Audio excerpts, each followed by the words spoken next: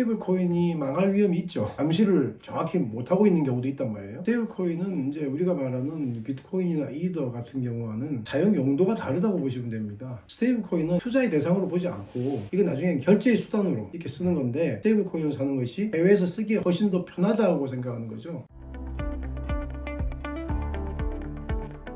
안녕하십니까, 오문서입니다.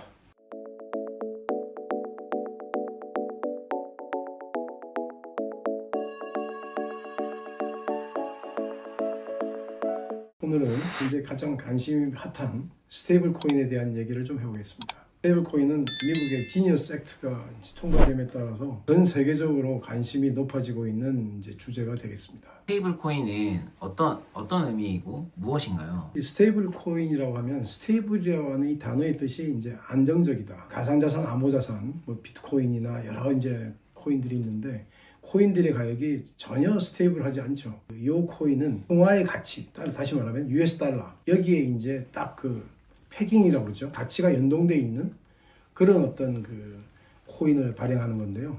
그걸 이제 스테이블 코인이라고 이렇게 부르고 있습니다. 그래서 일반적으로 뭐 사람들이 스테이블 코인도 뭐 이 하나의 투자의 대상이라고 이렇게 생각하는 분들이 있는지 몰라도, 스테이블 코인은 기본적으로는 투자의 대상이 아닙니다. 여러분들이 달러를 사는 경우도 뭐 투자의 대상으로 사고 하는 분들도 있긴 있어요. 제가 보기도 달러가 1,400원일 때 사서 1,600원대 팔고 뭐 이렇게 하면 투자의 대상이기도 하긴 하지만, 기본적으로는 달러로 지급하는 어떤 거래를 하기 전에 그게 나중에 결제하는 시기에 확 올라갈까 봐 미리 사두는 그런 정도의 어떤 투자의 의미지, 우리가 생각하는 주식이나 뭐 비트코인을 산다거나 하는 그런 투자의 의미는 아니라고 봐야 됩니다. 그러면 스테이블 코인은 누가 만들어서 관리하는 건가요?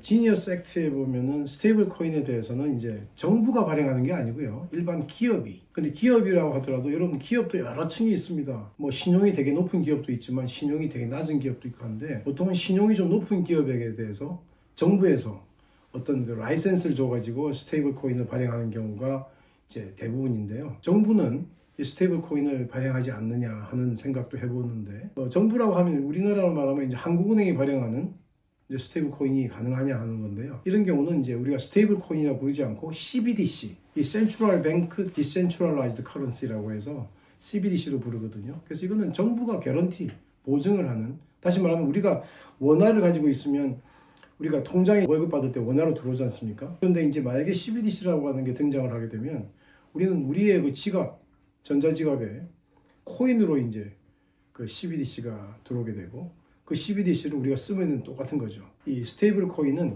일반적으로는 정부가 발행하는 것이 아니라 일반 기업들이 발행하는 것으로 이렇게 알려져 있고, 그렇게 알고 계시면 될 것 같습니다. 스테이블 코인은 이제 달러랑 많이 연관이 되어 있다, 뭐 1달러에 고정되어 있다, 이런 이야기들을 하는데, 이거는 어떻게 유지되고 어떤 식으로 작동이 되는 방식인가요? 지금 이제 가장 먼저 나타난 스테이블 코인이 US 달러에 이제 그 패깅돼 있는 스테이블 코인인데요. 그 US 달러, 미국의 달러가 뭐 전 세계적으로 가장 그 영향력이 있는 통화다 보니까 US 달러가 생긴 것이고, 유로나 실은 예나나 이런 어떤 각 나라의 통화에 패깅돼 있는 이 스테이블 코인은 당연히 발행될 수 있고 있는 경우도 있습니다. 지금 우리나라도 원화에 패깅돼 있는 스테이블 코인을 발행하려고 하는 움직임이 있죠. 그 US 달러에 그 패깅돼 있는 요거는, 예를 들어서 우리가 시장에서 그 1달러가 1,400원에 거래가 된다, 이럴 때 스테이블 코인이 어떻게 해서 그거 1,400원을 유지할 수 있느냐 하는 얘기거든요. 예를 들어서 우리 1달러의 스테이블 코인을 발행해요. 그러면 그 발행해서 가져간 사람 1달러를 주고 갑니다. 1달러에 이제 1,400원이던 것이 뭐 1,300원으로 떨어지게 되면 그 스테이블 코인을 사가지고 발행업체에다가 요구하겠죠. 1,400원 사달라고. 그럼 1,400원 사주고 그 스테이블 코인 산 거는 소각을 해버려요.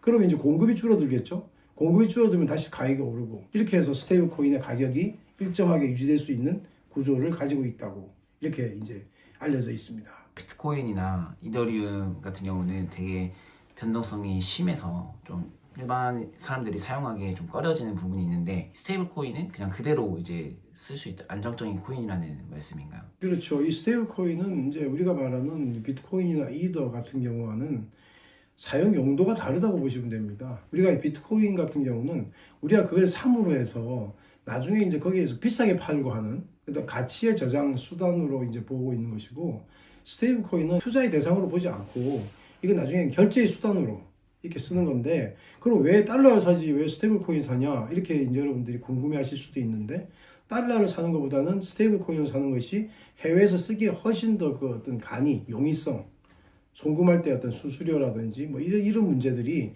굉장히 줄어 있기 때문에 뭐 일반 우리가 달러를 사가지고 하는 경우보다 훨씬 더 편하다고 생각하는 거죠.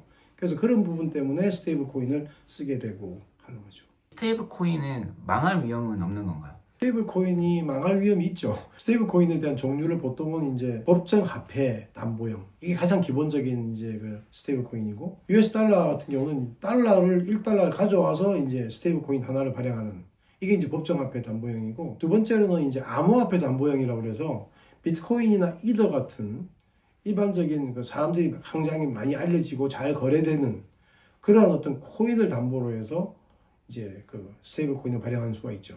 근데 비트코인이나 이더만 하더라도 그 가격이 굉장히 변동이 심하기 때문에 150% 정도를 이렇게 유지하라고 보통은 알고 있고, 그러니까 더 많은 양의 비트코인이나 이더리움을 담보로 잡고 있고, 세 번째가 이제 알고리즘형이라고 하는데, 여러분이 잘 알고 있는 그 루나 테라 사건이 있었잖아요. 그 루나 테라라고 하는 코인이 알고리즘형 그 스테이블 코인입니다. 그래서 지금 우리가 벌써 뭐 그 알고리즘형 그 스테이블 코인 같은 경우는 현재 사고가 났기 때문에 여러분들이 벌써 알고 있고, 암호화폐형으로 하게 되면 그 암호화폐도 정말은 뭐 아까 말씀드린 굉장히 일반적인 그리고 시가총액이 큰 그런 어떤 암호화폐를 담보를 하기 때문에 큰 위험은 없어 보이지만 그것도 장담할 수는 없는 거잖아요. 법정화폐 담보형도 실은 이걸 법정화폐를 1달러를 보유하고 있으면서 하나의 코인을 발행한다고 말은 하는데, 그걸 가지고 우리가 다 감시를 정확히 못하고 있는 경우도 있단 말이에요.